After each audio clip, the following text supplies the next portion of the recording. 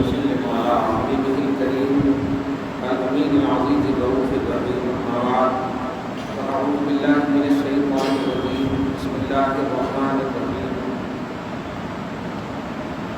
اذهبوا بقميصي هذا فألقوه على وجه أبي يأت بصيرا صدق الله العظيم رسول برکت کے لیے درود شریف پڑھ لیجیے اللهم صل على سيدنا وحبيبنا ومولانا محمد معبد الجود والكرم وعلى آله الكرام الكريم وآله وأصحابه وسلم صلى الله تعالى عليه وسلم. خراج عقیدت اوصیت مآب طبیب الطرفین محی الدین محی الاسلام السید الشیخ عبدالقادر الجیلانی قدس سرہ القرآنی کی بارگاہ میں ہم سب پیش کرنے کے لیے حاضر ہوئے. ظاہر ہے جن کی عظمت و برتری قرآن پاک اور احادیث مبارکہ میں مذکور ہو، ایسی عظیم الشان نسل کا، اس سے ہم سب یقیناً اندازہ لگا سکتے ہیں کہ ایسی محفلوں کا انعقاد نہ یہ کہ صرف ایک ڈیوٹی یا ایک واقعی یا وقتی ذمہ داری ہے، بلکہ یہ ایمانی فریضہ ہے. وقت کے امام نے کہا تیری نسل پاک میں ہے بچہ بچہ ہو. بے شک سبحان اللہ سبحان اللہ. ذرا مجھے بتائیں حضور کی نسل پاک نور کا جانتے ہیں کون کہہ رہے ہیں؟ جن کے قلم کی برقباری سے ہوائیں بھی تھراتی. بے شک حق ہے سبحان اللہ. کیا بات.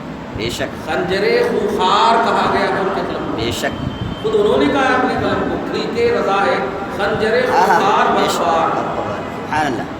لیکن ان کے قلم سے نکل رہا ہے. بے شک حق ہے. تیری نسل پاک میں ہے. اچھا یہاں پر دو تعریف چھپی ہوئی ہے، ایک تو نور کا یہ ہے تعریف، اور ایک نسل کو پاک کہا. بے شک حق ہے.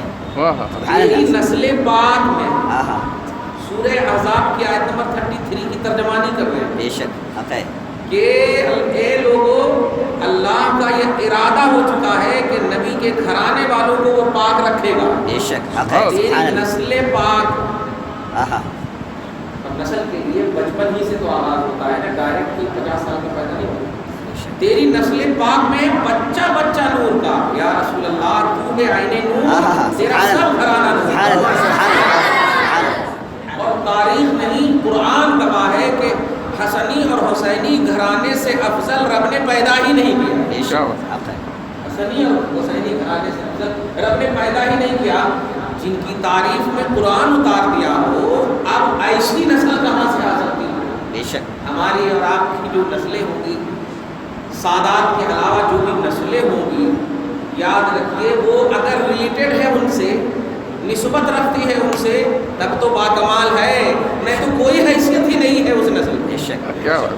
اگر حیثیت ہے نسل کی تو صرف حسنی اور حسینی نسل کی حیثیت ہے. تو قرآن کا بھی یہی فرمان ہے، احادیث مبارکہ کا بھی یہی فرمان ہے، توحید کا بھی یہی تقاضا ہے، اور رسالت کا بھی یہی تقاضا ہے.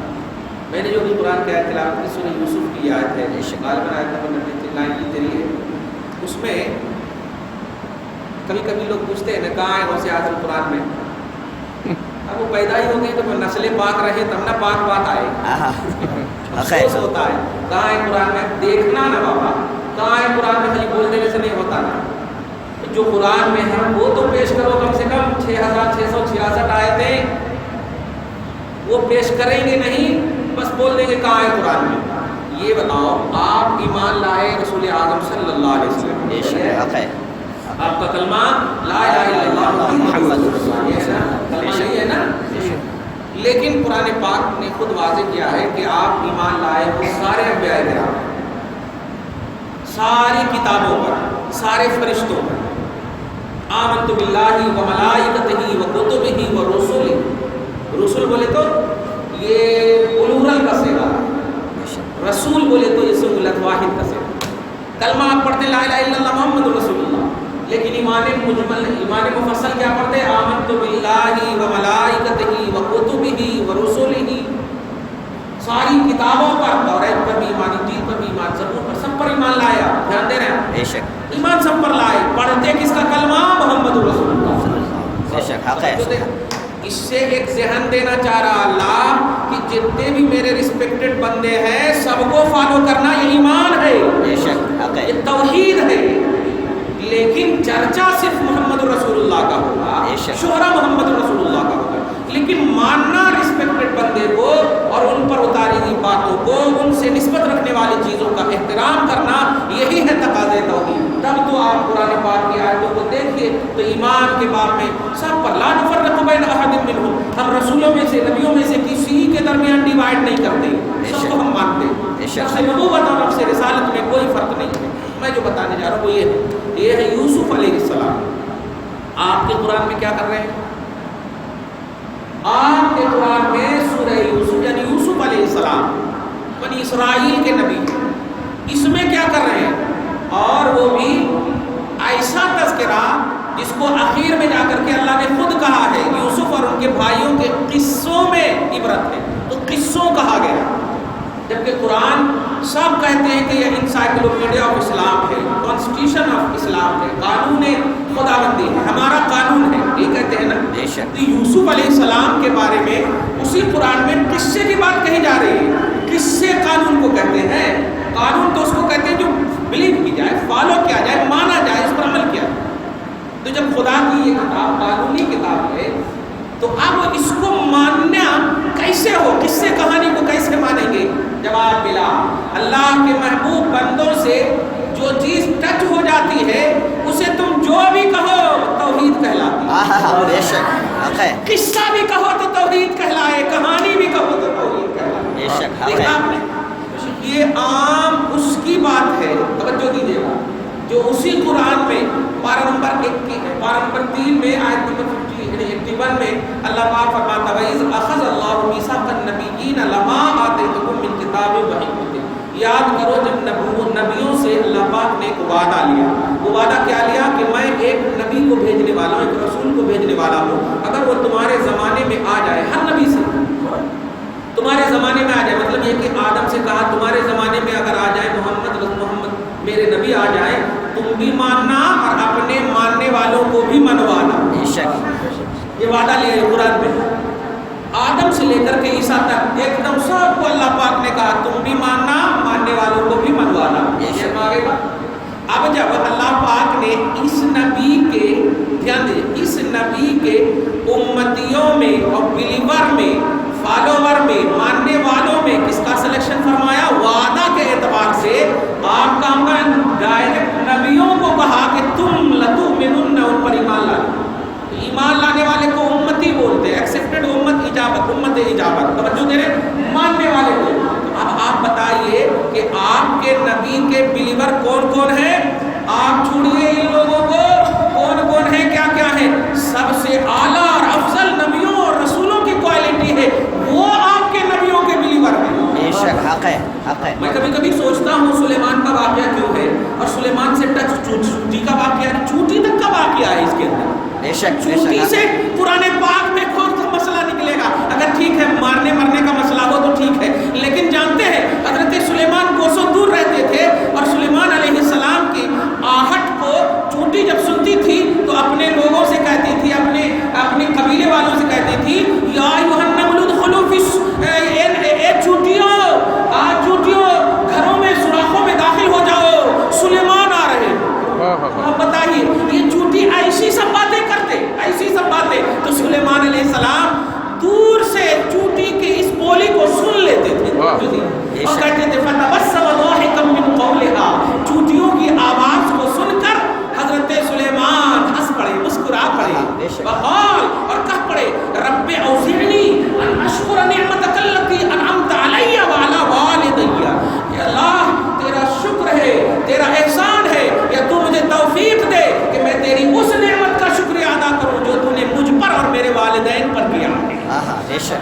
وہ کیا تھا؟ یہی چونٹیوں کی آواز سنا دے رہے ہیں. چونٹیاں حضرت سلیمان علیہ السلام کے قدم کی آہٹ سن کر کے سوراخ میں جانے کے بارے میں بول رہے ہیں. میں پوچھتا ہوں قرآن توحید نہیں ہے تو کیا توحید ہے؟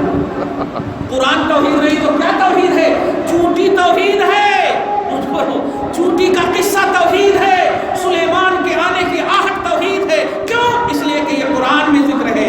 اب لاجک دوڑاؤ، وہ سلیمان محمد الرسول اللہ صلی اللہ علیہ وسلم کی اولاد میں سے نہیں ہے، بلیور ہے، ایمان لانے والے ہیں، یعنی شرف غلامیت ہے. لیکن یاد رکھنا کوئی بھی امتی نبی سے افضل نہیں، لیکن اسٹیٹس تو سمجھ سکتے ہیں کہ آقا علیہ الصلوۃ والسلام کے بلیور نبیاں ہے، رسول ہے. اور رسول اعظم کی نسلوں کے حوالے سے اب آپ سنو. رسول فرماتے ہیں کہ حسن و حسین کو تکلیف نہ دیا کرو، مجھے تکلیف ہوا کرتی ہے. اور یہ حسن و حسین کی عظیم الشان سلسلۃ الذہب کی عظیم کڑی کا نام عبد القادر جیلانی. بے شک حق ہے. آپ کی طرف سے بھی حسن کی طرف، ماں کی طرف سے حسین کی طرف، نجیب الطرفین حسنی حسینی ہے. یاد رکھیے عبد القادر جیلانی رسول اعظم کی اس اولاد کا نام ہے جس پر بعد میں آنے والی ساری اولاد فخر کرتی ہے. فرزند غوث اعظم، فرزند غوث اعظم، فرزند حسین نہیں، فرزند حسن نہیں، حسینی نام میں ہے لیکن اپنے آپ کو غوث کی طرف نسبت کر رہے ہیں. آپ سمجھیے غوث کے اندر خود فرماتے ہیں کہ میں وہاں قدم رکھا ہوں جہاں جہاں میرے نانا نے رکھا ہے. فرق یہ ہے کہ میں نبی نہیں. یہاں پر اتنا اسٹیٹس بیان کرنے کے بعد بھی نبوت کے دروازے پر نہیں جا رہے ہیں، لیکن یہ لوگ نبی پاک صلی اللہ علیہ وسلم پر کیا کر کے بول دیتے ہیں؟ عظمت ملنے والے، رب کی طرف سے گارنٹیڈ، رب کی طرف سے سلیکٹڈ، یہ سب ہونے کے باوجود کہتے ہیں میں نبی کی طرح نہیں ہوں، نبی کی طرح نہیں ہوں، میں نے ہر جگہ قدم رکھے ہیں نبی کی طرح. جب مفتی اعظم سے ایک مسئلہ پوچھا گیا، کسی نے ایک مسئلہ پوچھا کہ غوث اعظم کے کاندھے پر چڑھ کر کے گئے تھے، یہ روایت ملتی ہے کیا؟ معراج میں اللہ کے رسول جو ہے جب گئے تو غوث اعظم کے کاندھے پر گئے چڑھ کر کے. تو مفتی اعظم نے جواب دیا ان اللہ علی کل شیء قدیر، بے شک سچ ہے، بے شک سچ ہے. کیوں؟ اللہ پاک قدرت والا ہے. بے شک اللہ پاک قدرت والا ہے. غوث اعظم کو نبی کی خاطر وہاں پر رکھنے پر وہ قادر ہے، کاندھے پر چڑھ کر چلے گئے. اور اس لیے بھی کہ آپ ذرا غور کریں کہ میرا قدم سارے ولیوں کی گردن پر کہا ہے. بے شک بولے پہ غور کر رہے ہیں، سارے ولیوں کے گردن پر کہا ہے. جانتے ہیں کیوں؟ کہ ان کے گردن پر مصطفیٰ کا قدم ہے، گردن پر مصطفیٰ کا قدم ہے. آپ ذرا محسوس کریں. لیکن کچھ بلر لوگ ہوتے ہیں، اسی کے لیے میں آج قرآن کی آیت سے بتانے جا رہا ہوں کہ چونٹی کا ذکر ہے قرآن میں، کرتے فاتحہ. چونٹی کا ذکر ہے قرآن میں. نمل ایک سورہ ہی ہے، نمل مانے چونٹی ہوتا. ایک سورہ ہی ہے قصص، قصہ مانا ہوتا. توجہ دے رہے ہیں آپ؟ چونٹی کا ذکر ہے، جو بھی قرآن میں ہے وہی مانتے ہیں نا آپ. تو پھر چونٹی کا مسجد چونٹی رکھو، آپ مسجد نمل نام رکھو، اللہ کا دیا ہوا ہے. نہیں پیارے، محسوس کرو دیگر محبوب کو، دیگر مقبول بندوں کو، دیگر محبوب بندوں کو ذکر کرنا تیرے قرآن میں اور نبی کی مقدس ڈائریکٹ نسلوں اور عظمت بھری قوموں کو ذکر نہ کرنا، یہ تمہاری عقل پر چھوڑا ہے. یہ سنو، وہ لوگ ہیں جن کا تم نے کلمہ، جن کا تم نے ترانہ نہیں گایا ہے، لیکن مصطفیٰ کی نسل وہ ہے جن کا ترانہ رب گاتا ہے، جن کا ترانہ رب گاتا ہے. سمجھو جن کا ترانہ نہیں گایا گیا اس کا ذکر جب میں قرآن میں کر دیا، اب تو نظر آیا کہ عبد القادر قرآن میں ہے یا نہیں ہے. لوگ کہتے ہیں غوث پاک کہاں ہے قرآن میں، غوث پاک کہاں ہے قرآن میں. تو جو ہے تو بتاؤ نا بھائی قرآن میں کہاں ہے. اس سے ایک بابی نے ایسے سوال کر کیا کہ کہاں ہے قرآن پاک میں. میں نے ان سے کہا کیا نام ہے آپ کا؟ شرف الدین. میں نے کہا یہ بھی تو قرآن میں نہیں ہے. شرف الدین بھی تو قرآن میں نہیں ہے. تو پھر آپ کو مانو یا نہیں مانو؟ نہیں کیسے نہیں مانیں گے، میں کلمہ پڑھتا ہوں، میرا وہ نام تو میرے باپ کا رکھے، تو ایسے ہی عبد القادر ان کے والد ابو صالح نے رکھا ہے، اللہ نے ان کا نام ولی رکھا ہے، اللہ نے ان کا نام ولی رکھا ہے۔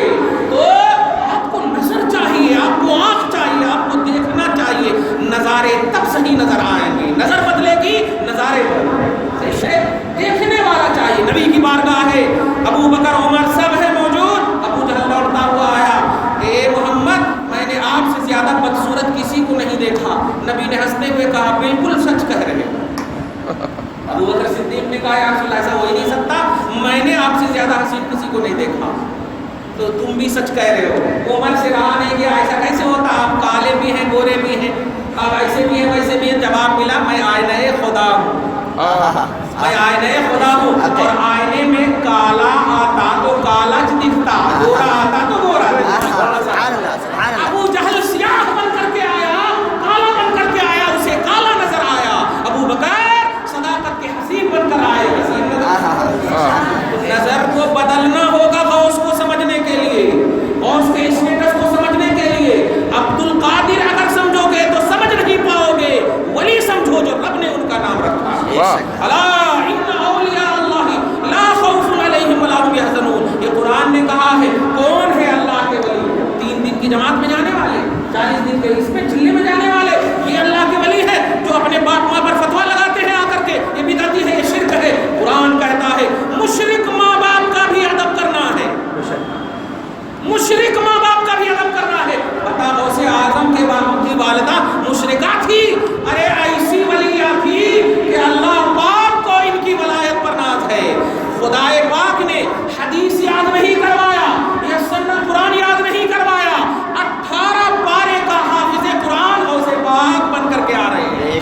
بتاؤ تو بہت ساری باتیں یاد ہوتی ہیں نا ماؤں کو، بہت ساری باتوں کا تذکرہ کرتی ہیں، جو تذکرہ کرتی ہیں وہ سب یاد کرنا تھا، لیکن نہیں، رب نے بتانا چاہا کہ عبد القادر پر انگلی اٹھانے والوں، ان کے پیدا کرنے والی ماں کی بولی کا احساس کر لینا کہ انہوں نے 18 پارہ پڑھا تو اپنے بچے کو یاد ہو گیا وہ کتنی بڑی ولی ہوگی، کتنی بڑی عظمت والی ہوگی۔ اس لیے خبردار خبردار، نظریں بدلنی ہوگی غوث کو سمجھنے کے لیے، بلکہ یوں سمجھو کہ اللہ پاک کو، رسول پاک کو، ان کے برگزیدہ بندوں کو سمجھنے کے لیے نظریں بدلنی ہوگی۔ آج کا ٹاپک ہے نظریں بدلنی ہوگی، نظریں لانی ہوگی، محبت بھری نظر لانی ہوگی، اور جا کر کے الفت سے لبریز نظر لاؤ گے، تب جا کر کے غوث بھی نظر آئیں گے۔ ارے جھوٹی میں ہم نے سوچتے سوچتے ایک دم آپ بالکل پریشان ہو جاتا ہوں۔ کبھی کبھی آپ دیکھیے حضرت یوسف علیہ السلام ہے، جب مصر کا بازار یہ ہوا، پورا واقعہ پورے سورہ یوسف میں پارہ نمبر 12 سے لے کے 13 پورا آدھا پارہ، پاؤ پارہ اس میں پاؤ پارہ اس میں، آدھا پارہ پورا قصہ ہے۔ حضرت یوسف کے ساتھ یہ ہوا، کنویں میں ڈالے گئے، ایسا ہوا، بھایا نے یہ کیا وہ کیا، لیکن کچھ بھی مسئلہ کوئی 5 وقت کی نماز نظر آ رہی، کچھ بھی نظر نہیں، خالی یہ بھایا ایسا کرے وہ ایسا کرے، ایسا کرے وہ ایسا کرے۔ حضرت یعقوب علیہ السلام جب بالکل آئے اور سجدہ وغیرہ کیے تو اس وقت کیا کہا، کیسے کہا، پھر جب لوٹ کے آنے کا مسئلہ ہوا تو اس وقت کیا کہا، توجہ دیجیے گا، اس وقت کیا کہا، حضرت یوسف علیہ السلام سلطنت پہ بیٹھے ہوئے ہیں، بھایا لوٹنے والے، یوسف علیہ السلام نے کہا سنو اذهبوا بقمیصی ھذا فالقوه علی وجه ابی ات بصیرا، لو ایک کرتا ہے، ایک قمیص ہے، قمیص کا لفظ ہے، یہ قمیص ہے، اور جاؤ اب آپ بتائیے مجھے کہ حضرت یعقوب علیہ السلام کے بارے میں یوسف کو کس نے بتایا کہ ان کی آنکھ چلی گئی ہے؟ تو کس نے بتایا کہ ان کی آنکھ چلی گئی ہے؟ ان کو تو کڈنیپ کر کے سمجھ لے کے چلے گئے تھے، مصر میں ہے وہ، کہا کہ یہ میرا قمیص لے جاؤ اور میرے ابو کی آنکھ پر ڈال دینا، ان کی آنکھ آ جائے گی۔ فالقوہ علی وجہ ابی، وجہ مانے چہرہ، ابی مانے میرے ابو کے چہرے پہ ڈال دینا، یأت بصیرہ، وہ اکھیارے ہو جائیں گے، میری محبت میں روئے ہیں، میری محبت میں روئے، ایسا ہو ہی نہیں سکتا۔ تاریخ نے یہ بھی دیکھا ہے، علی مصطفیٰ کی محبت میں روئے، عصر کی نماز کے لیے سورج لوٹا دیا۔ توجہ دے رہے آپ، نبی اعظم صلی اللہ علیہ وسلم پر یہ قرآن اترا ہوا جا کر کے، اب جب وہ آئے فلما ان جاء البشیر والقاہ علی وجہ، اب وہ جب لینے والے آئے، بنیامین تھے یا کون تھے، علی وجہ ابی، اپنے مطلب ان کے چہرے پر، ان کے والد کے چہرے پر، یوسف کے والد کے چہرے پر، یعنی یعقوب علیہ السلام کے اس پر ڈال فرتد بصیرا، فرتد بصیرا، تو ان کی بینائی لوٹ گئی، آنکھ اکھیارے ہو گئے۔ کہتے ہیں قال الم اقل لکم انی اعلم ما لا تعلمون، یعقوب نے اس وقت کہا بیٹو میں نے کہا تھا نا کہ میں جو جانتا ہوں تم نہیں جانتے، میں جو جانتا ہوں تم نہیں جانتے، تو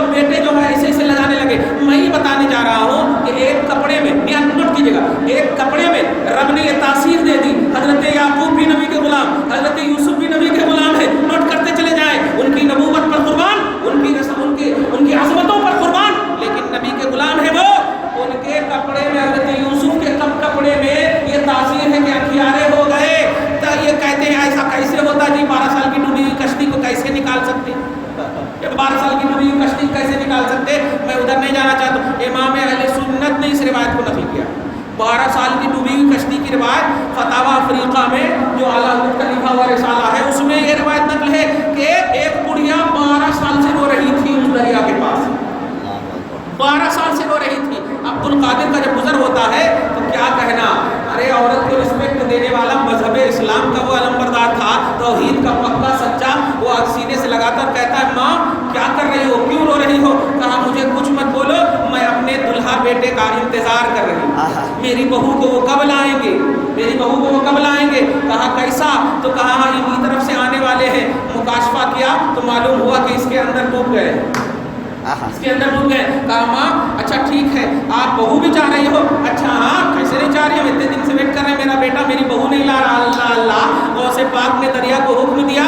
خدا کی قسم جس پر بیٹھے تھے وہ لوگ, جتنے بھی باراتی تھے, بیٹا بھی تھا, بہو بھی تھی, سب اسی لباس کے ساتھ اٹھتے ہوئے ماں کے قدم میں آ کر گرتے ہیں, ماں کے قدم میں آ کر کے گرتے ہیں. اب ذرا بتائیے, اب میں جو ہے یہ کوئی کرامت ہے, مطلب یہ کہ عقیدت کی کرامت نہیں. آج بھی آپ پاکستان میں جائیے, گجرات سندھ میں, ایک گجرات ہند ہے اور ایک گجرات سندھ ہے جو پاکستان میں ہے, وہاں آج بھی ان کا روضہ موجود ہے جن کو کہا جاتا ہے دلہا شاہ باراتی رحمۃ اللہ علیہ. ان کا نام ہے سید کبیر الدین, نام ہے کبیر الدین, لیکن چونکہ وہ باراتی اور دلہا سے ریلیٹڈ تھے تو اسی سے وہ مشہور ہو گئے کہ دلہا شاہ باراتی رحمۃ اللہ علیہ. جب آئے تو ماں کے قدم کو چومے اور اس کے بعد عبد القادر کو بارگاہ میں آئے, اور جب آنے لگے, توجہ دیجیے گا, تو اس میں نماز کا وقت ایک وقت, 2 وقت, 3 وقت, 5 وقت کی نماز کے لیے وضو کا پانی لا کر کے دیا. دھیان دیجیے گا.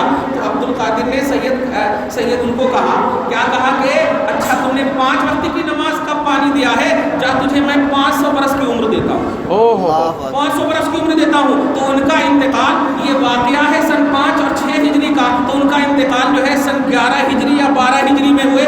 آج بھی ان کا روضہ موجود ہے, کتبہ لکھا ہوا ہے سید کبیر الدین عرف دلہا شاہ باراتی رحمۃ اللہ.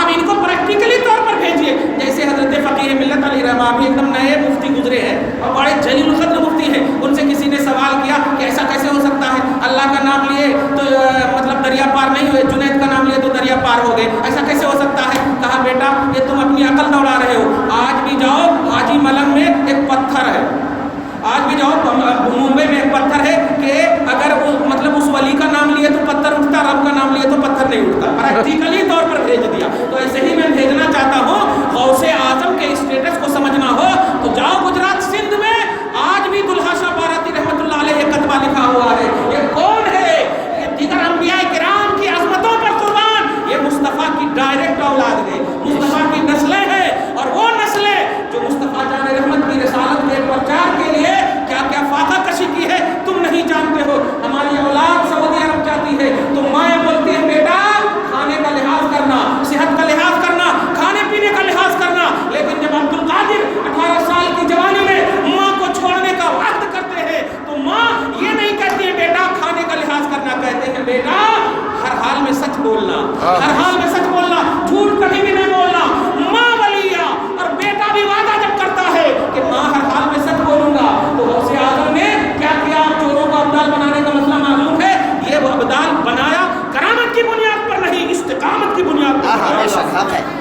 تم جسے کرامت کا نام دے رہے ہو, استقامت دینی, ماں کے بولی اور ماں کے وعدے پر کھرا اترنے والے جو ہوتے ہیں اسے عبد القادر کہا جاتا ہے. ذرا محسوس کر, ماں کی مخالفت کرنے والے لوگ, ماں اور باپ کی مخالفت کرنے والے لوگ غوث اعظم انہیں سمجھ میں کہاں سے آ سکتے ہیں. غوث اعظم سمجھنا ہو تو جن کو رسپیکٹ دینا تیرے اوپر فرض ہے وہاں سے آغاز کر, عبد القادر سمجھ میں آ جائیں گے. لیکن تو آغاز کر رہا ہے, صبح ہوتی ہے اگر ماں موم بتی جلاتی, اگر بتی جلاتی, کیوں جلا رہی, ارے یہ خوشبو کے لیے, نہیں یہ بدعت ہے, شرک ہے, تو شروع ہی کرتا ہے ماں باپ سے بدعت اور شرک کا.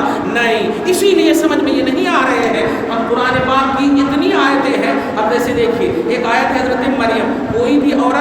نہیں ہوتی. نبی کو پیدا کرتی ہے یہ سچ ہے، لیکن عورت کو نبی نہیں بنایا. تو ہوگی کیا پھر؟ اللہ کی محبوب بندی ہوگی تو اسے کیا کہیں گے؟ شریعت میں ولیہ بولتے ہیں. شریعت میں ولیہ بولتے ہیں. اللہ پاک کے جلیل القدر نبی حضرت زکریا علیہ السلام ہے. پارہ نمبر 3 سورہ آل عمران کے آیت نمبر 37 میں آپ دیکھیں تو حضرت زکریا علیہ السلام کہاں پر؟ آج جو ہم لوگ کوئی مقدس مقام کو چونتے ہیں نا تو یہ لوگ کہتے ہیں شرک ہے، بدعت ہے، نہیں چننا چاہیے. ارے بے وقوف نے تو یہی توحید ہے، لیکن سمجھے کیا توحید ہو؟ توحید تیرے دماغ کا نام نہیں، توحید قرآن کا نام ہے. توحید قرآن کا نام ہے. قرآن میں دیکھو حضرت مریم علیہ السلام، حضرت مریم عیسیٰ کی ماں ہے. جہاں پر نماز پڑھتی تھی نا، توجہ دیجیے گا، وہاں پر نماز پڑھنے کی جگہ میں جب حضرت زکریا جاتے تھے، جب جاتے تھے تو نیا پھل پاتے تھے. قرآن کہتا ہے کلما دخل علیہا، جب مریم کے پاس زکریا داخل ہوئے، محراب جہاں پر وہ نماز پڑھتی تھی، وجد عندہا رزقا، نئے پھل پاتے تھے. اب آپ سوچئے ابھی موسم ہے سنترا کا، اگر آپ سیب پانے لگے تو آپ کو تعجب ہوگا. سیب کا موسم ہو، سنترا پانے لگے تعجب ہوگا. کوئی موسم کا پھل ہو وہ پائے تو ٹھیک ہے، لیکن بے موسم کا پھل پانے لگے تو تعجب کی بات ہے. فرماتا ہے قرآن کہ جب زکریا علیہ السلام جاتے حضرت مریم کے پاس نیا پھل پاتے. میں پوچھتا ہوں وہاں کوئی درخت نہیں، پھل کہاں سے آیا؟ پوچھ پڑتے. قالت، اے حضرت زکریا کہتے قالت، کہاں سے؟ انا لک ھذا، یہ کہاں سے تیرے پاس نیا آ رہا ہے؟ میں پوچھتا ہوں، انہیں خود معلوم ہے وہ نبی ہے، معلوم ہے ان کو، اور وہ مریم سے اعلیٰ افضل ہے، معلوم ہے سب، لیکن پوچھ کر یہ ہم سب کو بتانا چاہتے ہیں. جو لاجک دوڑانے والی جماعت ہے وہ سمجھے، محسوس کرے توحید کسے کہتے ہیں. کہتے ہیں کہاں سے؟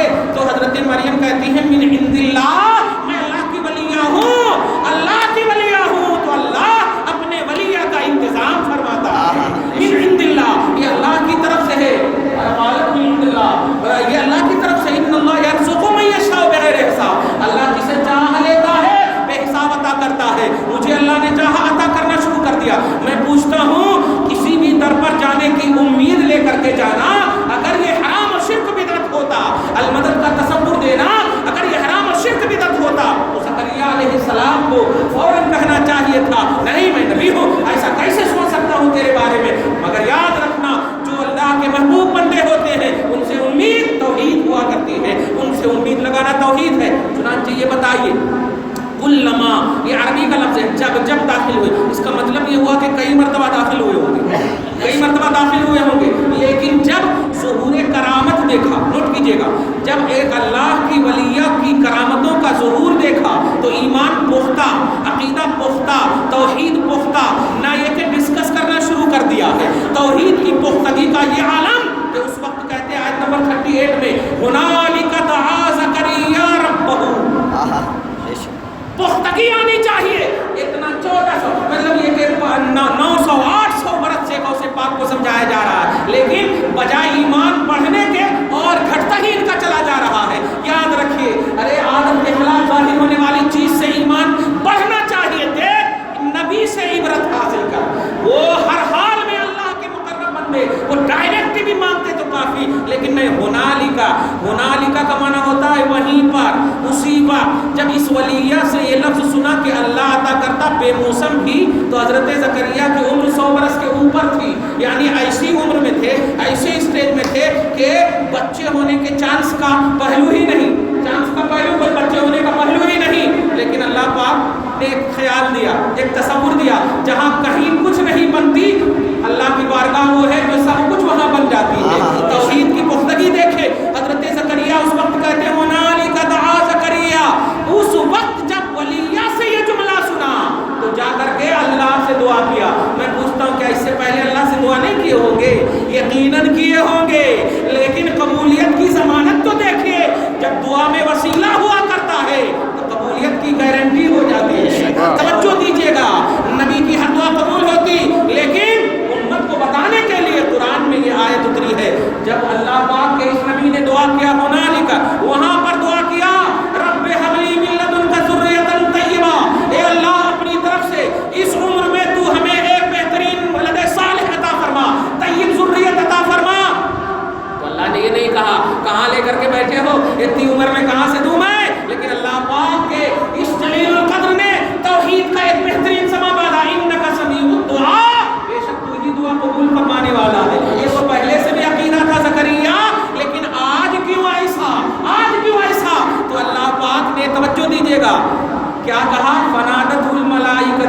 وَهُوَ قَائِمٌ يُصَلِّي فِي الْمِحْرَابِ، حضرت زکریا نماز کے عالم میں ہے. نوٹ کیجئے گا، توحید دیکھیے اور سمجھیے اللہ کے محبوب بندوں کی توحید. اور غوث اعظم کو آنکھ سے آج دیکھ لیجئے قرآن میں. جو لوگ کہتے ہیں کہاں ہے قرآن میں، تو یا تو ان کو بولو جو کچھ قرآن میں ہے سب کو مان، تو پھر جلسہ چوٹی بھی کرنا، جلسہ چوٹی بھی کر، چوٹی کا بھی جلسہ کر، قصے کا بھی جلسہ کر، کیونکہ یہ سب قرآن میں ہے. تجھے نظر بدلنی ہوگی، نظارے تب صحیح نظر آئیں گے. اللہ کے جل القدر نبی حضرت زکریا نے دعا کیا تو ریجیکٹ نہیں، کیونکہ دعا میں ایک ولیہ کا وسیلہ ہے. اللہ پاک بشارت دینے کے لیے حضرت جبرائیل کو بھیجتا ہے. لیکن کمال یہاں پر نقطہ دیکھیے گا، عربی میں صرف جبرائیل علیہ السلام آئے ہیں، لیکن قرآن کہتا فنادت الملائکۃ. ملک مانے ہوتا ہے ایک فرشتے، ملائکہ مانے ہوتا ہے سب فرشتے. توجہ دے رہے ہیں، پورے فرشتوں کی گارنٹی لے کر کے جبرائیل علیہ السلام آ رہے ہیں. تو ایک جبرائیل کو سارے فرشتوں کا درجہ مل چکا ہے. فنادت کیوں؟ وسیلے والی دعا ہے، وسیلے والی دعا ہے. جاؤ فنادت الملائکۃ وهو قائم یصلی فی المحراب. یہ زکریا جو نماز پڑھ رہے ہیں اور عین نماز کی حالت میں جا کر کہہ دو کہ ان اللہ یبشرک بیحییٰ. ارے باپ رے باپ، تو نے بیٹا مانگا تھا تو بیٹے کی بشارت نہیں ہے، بیٹے کے نام کے ساتھ بشارت مل رہی ہے. نام کیا رکھو گے وہ بھی بشارت یحییٰ کی بشارت مل رہی ہے. یحییٰ کا مطلب جانتے ہیں؟ یحییٰ کا مطلب ہوتا ہے بہت دن تک زندہ رہنے والا. ہمارے بچے پیدا ہوں تو ہزاروں مراحل ہوتے ہیں، آج یہ ٹیکا، آج وہ، آج یہ، لیکن ان کا نام ہی ہے وہ جو پیدا رہے گا تو زندہ رہے گا. یحییٰ حیات سے ہے تو یحییٰ اس کا نام ہوگا، یہ اسٹیٹس ہوگا. اب مجھے بتائیے، اے زکریا نبی ہو کر کے مریم کے پاس دعا کی قبول ہو گئی، پہلے کی دعا کیوں نہیں قبول ہوئی؟ تو جواب ملے گا قبول تو پہلے بھی ہوئی، آج ظاہر ہوا. قبول پہلے بھی ہوئی ہے دعا، آج ظاہر ہوا ہے.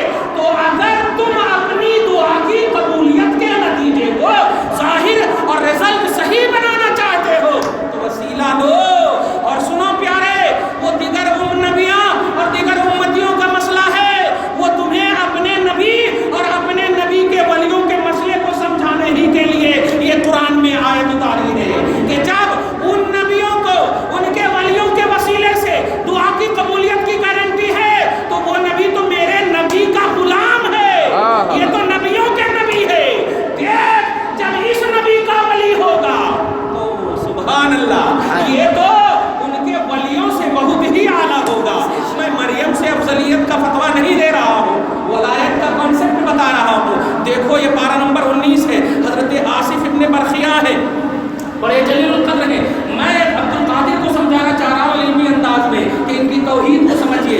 شان تو الحمدللہ مانتے ہی ہیں کہ میرا پیر بڑا پیر، سب مانتے ہی ہیں، اس ماننے کو آپ قائم رکھو. میں سمجھانا چاہ رہا ہوں کہ قرآن کا ایکسپلین یہ لوگ صحیح نہیں کر رہے ہیں. اقیم الصلاۃ خوب یاد آتی ہے، اقیم الصلاۃ خوب یاد آتی، لیکن قال الذین عنده علم من الکتاب انا آتیک به قبل ان یرتد الیک طرفک فلما رآه مستقرا عنده قال هذا من فضل ربی لیبلونی اشکر ام اکفر من شکر فانما یشکر لنفسہ ومن کفر فان اللہ غنی کریم. یہ اتنی لمبی آیت پارہ نمبر 19 کے آیت نمبر 20 یا 19 ہی ہے، یہ نہیں نظر آتی. اس کا ترجمہ کیا ہے؟ اللہ پاک کے جل القدر نبی حضرت سلیمان نے ایک مرتبہ کہا کہ سنو بلقیس کا تخت لانا ہے، مجھے جلدی چاہیے، جلدی چاہیے تو چاہیے. اب ذرا حضرت سلیمان سے پوچھئے، آپ کی تو بادشاہت ہوا پر بھی ہے، ہوا کو کہہ دیجئے نا کہ وہ لے آئے، لیکن نہیں، وسیلہ کا تصور نہیں مل پاتا. قرآن پاک میں ایک ذہن دیا گیا ہے. اللہ پاک کے اس نبی نے جب کہا کہ مجھے چاہیے تو چاہیے، ایکم یاتینی بعرشھا قبل ان یاتونی مسلمین، بلقیس کے اسلام لانے سے پہلے، بلقیس کے جھکنے سے پہلے، بلقیس کے میرے پاس آنے سے پہلے اگر وہ تخت کون ہے جو لائے گا، تو جنات کی ایک کوالٹی، جنات کا ایک سخت ترین خبیث شریر جنات نے کہا قال عفریت من الجن کہ سنیے آپ کی جو مجلس ہے نا، مجلس اور جلسہ ہونے سے پہلے تک، آپ کا جلسہ ختم ہونے سے پہلے تک آپ لائیں گے، آپ ٹینشن نہ کرو. ایسا بولتے جلسہ ختم ہونے سے پہلے میں لا کر کے رکھ دوں گا. تو حضرت سلیمان نے کہا نہیں مجھے اور پہلے چاہیے، یہ لگتا لمبا ٹائم میرے پاس نہیں ہے، اور چاہیے. لیکن جانتے ہیں یہ ایسا نہیں ہے کہ ان سے واقعی چاہ رہے تھے کہ مدد ہو، نہیں، وہ نبی ہیں، جان رہے ہیں کہ ایسا بولوں گا تو لا ہی نہیں سکتا، ایسا بولوں گا لا ہی نہیں سکتا. یہ لانے کا تو میرے غلام کے اندر اللہ نے لکھ دیا ہے. چنانچہ قال الذی عنده علم من الکتاب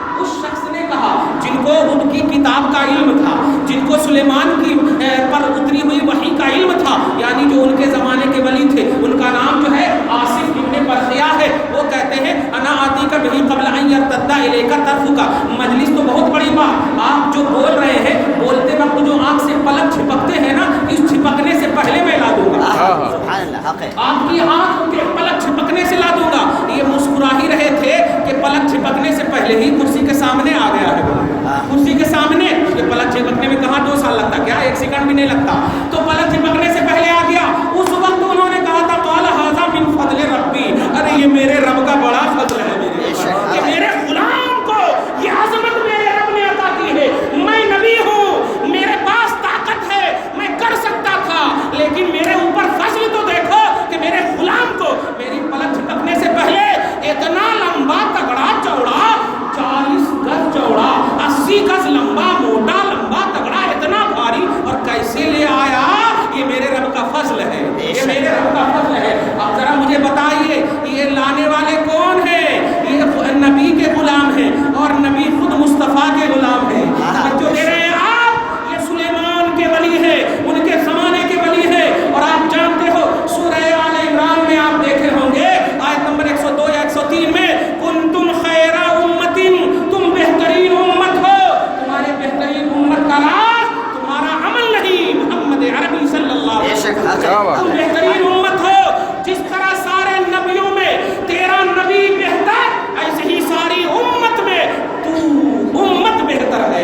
तो अब मुझे इसी स्टेटस में बताओ कि सारी नबियों के उम्मतियों के वलियों में आपका वली बेहतर है या नहीं? आपका वली बेहतर है या नहीं? सुल्तानुल औलिया, इमामुल औलिया अब्दुल कादिर को ऐसे ही नहीं कहा गया है, ये उम्मत मोहम्मदिया है, ये नबी की उम्मत में है। तो जिस तरह सारे नबियों में मुस्तफ़ा जाने रहमत इमामुल अंबिया हैं, ऐसे ही सारे उम्मतियों के वलियों में आपके गौसे आज़म सुल्तानुल औलिया है, इमामुल औलिया है। इनके ऊपर से अरे ये अगर जाहिर कर देना तो साफ कह दिया है कि ये जो ज़माना तुम देख रहे हो ना, वमा मिनहा शुहूरुन औ दुहूरुन, ये महीने देख रहे हो ना, या फिर महीने से जो साल बनता है ये देख रहे हो ना, ये गुजरने से पहले मेरे पास आकर हाजिरी देते हैं। वमा मिनहा शुहूरुन औ दुहूरुन इल्ला अता ली, मेरी बारगाह में वो दोनों आते हैं और हाजिरी देते हैं कि चलूँ या नहीं चलूँ, चलूँ या नहीं चलूँ। उनका स्टेटस समझना हो तो कुरान के वाक़यात को, कुरान की बातों को समझना होगा। हम करामतों की तरफ नहीं जा रहे हैं, हम तौहीद बताना चाह रहे हैं, गौसे आज़म की गौसियत बताना चाह रहे हैं, नस्ल पाक की अज़मत बताना चाह रहे हैं, रसूल पाक सल्लल्लाहु अलैहि वसल्लम के इस अज़ीम शान फर्जंद के एहसानात इस्लाम बताना चाह रहे हैं कि इनका एहसान मुहीउद्दीन, इनका नाम नहीं, इनका लक़ब है। मुही माने होता है जिंदा करने वाले, और दीन माने होता है मज़हब इस्लाम। तो मुहीउद्दीन का मतलब इस्लाम को जिंदगी बख्शने वाले हैं। ये जब गुजर रहे थे रास्ते से तो एक कीचड़ के अंदर एक शख्स की शक्ल में एक शख्स डूबा हुआ था।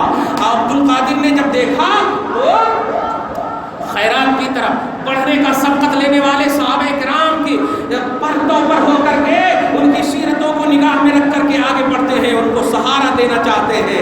आज लोग दस्तगीर पर एतराज़ करते हैं कि हाथ पकड़ने वाला सिर्फ और सिर्फ अल्लाह ताला है, मदद करने वाला सिर्फ अल्लाह है। अरे देख, जब दीन डूबा हुआ था, जैसे ही उन्होंने पकड़कर निकाला तो कहा यार आप क्यों डूबे हुए हो? तो कहा अब्दुल कादिर तुम जो हो, मैं इंसान नहीं हूँ, मैं दीन हूँ, तुमने दीन को जिंदगी बख्शी।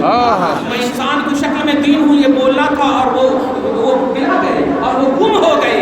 तो मुहीउद्दीन इसीलिए उनका लक़ब पड़ा है। तो दीन इस्लाम और तौहीद पर जो एहसानात है, तवज्जो दीजिएगा, तौहीद और रिसालत की दुनिया में जो गौसे आज़म का एहसान है, जमात का कोई भी फर्द बताए अरे उनके गुलामों का एहसान तो उनके बराबर नहीं, अब्दुल कादिर को क्या। अच्छा, इसीलिए मैं खुल कर बोलता हूँ, इनको समझ में नहीं आता, इसीलिए ये गुमराह हो रहे हैं, समझ में नहीं आता इसीलिए गुमराह हो रहे हैं। एक बच्चे को आप आग जला करके रख दीजिए, उनको समझ में आएगा तो वो आप माशाल्लाह नहीं जाएगा, लेकिन अगर नहीं समझ में आएगा तो वो जा चला जाएगा उसके ऊपर, सही है ना। तो नासमझी ही उनकी हलाकत का सबब बन रहा है, नासमझी ही उनकी हलाकत का राज बन रहा है। आज ज़रूरत इस बात की है कि हम भी गौसे आज़म को पेश उस हिसाब से करें कि जो उनका इस्लामी स्टेटस है, जो इस्लामी स्टेटस है।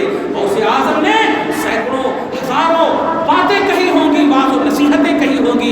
आप देखें फयूज़ुर रब्बानी دیکھیے دنیا، دیکھیے فتوح الغیب، میں کسی کتاب کا حوالہ نہیں دوں گا، ایک ایسی کتاب کا حوالہ دوں گا جو کتاب آج تک کسی نے ریجیکٹ کیا کیا سوچنا بھی نہیں. وہ کتاب ہے غوث اعظم کی قرآن کی تفسیر، تفسیر الجیلانی. 6 جلدوں میں غوث اعظم رضی اللہ تعالیٰ عنہ نے قرآن پاک کی تفسیر کی ہے. تفسیر کا مطلب سمجھتے ہیں؟ تفسیر کا مطلب ہوتا ہے اللہ کی آیتوں کی مراد کو ظاہر کرنا. کیا بات؟ آئیے خدا کی بولی کی مراد کیا ہے اس کو ظاہر کرنے کا نام تفسیر ہے. آج کوئی بھی ترجمہ کر دے تو کیا مفسر بن جاتا ہے؟ اللہ کیا کہنا چاہتا ہے، مشیت خدا کیا ہے، کلام رب کا تقاضا کیا ہے، اس تقاضے کو امت کے سامنے واضح کر دینے کا نام تفسیر ہے. آپ خدا کی قسم جب پڑھیں گے تفسیر الجیلانی کو تو آپ کو ایسا ہی لگے گا کہ سارے استاد ایک طرف، انہی کو استاد بنانا چاہیے. ایک دم ایسی باتیں ملیں گی کہ توحید کا مقدس ماحول صبح و شام کے لیے قائم ہو جائے گا اور توحید کا اسٹیٹس بلند سے بلند تر ہوتا چلا جائے گا. اور کبھی ایسا نہیں لگے گا کہ نہیں ہم جو واقعی میں سال میں ایک مرتبہ جو فاتحہ کر دیے نا، 11ویں کر دیے نا، ہم واقعی عبد القادر کے ماننے والے نہیں. آپ واقعی سمجھ جاؤ گے کہ نہیں، یہ سالانہ جو مان رہے ہیں نا یہ ہم لوگوں کی سوچ غلط ہے. ارے عبد القادر تو توحید کا کانسیپٹ ہے، ان کو تو روزانہ ماننے کا پہلو ہے، ان کو تو ہمیشہ ماننے کا پہلو ہے. جو قرآن کا ایکسپلین کرے، جو اللہ کی مراد کو ظاہر کرے، جو کلام ربانی کی توضیح کرے، وہ توحید پرست نہیں ہوگا. تو کیا ہوگا؟ افسوس یہ ہے کہ اپنوں نے بھی ان کو صحیح نہیں مانا، اور غیر تو غیر ہی ہے، ان سے کوئی گلہ نہیں ہے. آج اپنوں کو بھی ضرورت ہے. آج پیارے محسوس کرو، وہ نذرانہ پیش کرو جس نذرانے کے پیش کے لیے وقت کے امام نے کہا. لکھا تو 1400 کتابیں، ایسی ایسی کتابیں جن کے سطر میں عشق مصطفیٰ ہے، اس کے لائن میں مصطفیٰ کی محبت ہے. ناموس رسالت احمد رضا کا دوسرا نام ہے، عزت مصطفیٰ احمد رضا کا تیسرا نام ہے، تحفظ ناموس رسالت احمد رضا کی زندگی کا ایک ایک سیکنڈ ہے. رسول اعظم صلی اللہ علیہ وسلم کا یہ چہیتا جب 1400 کتاب لکھتا ہے تو کتاب کو رسول پاک کی بارگاہ میں مقبولیت کا وسیلہ نہیں بناتا ہے.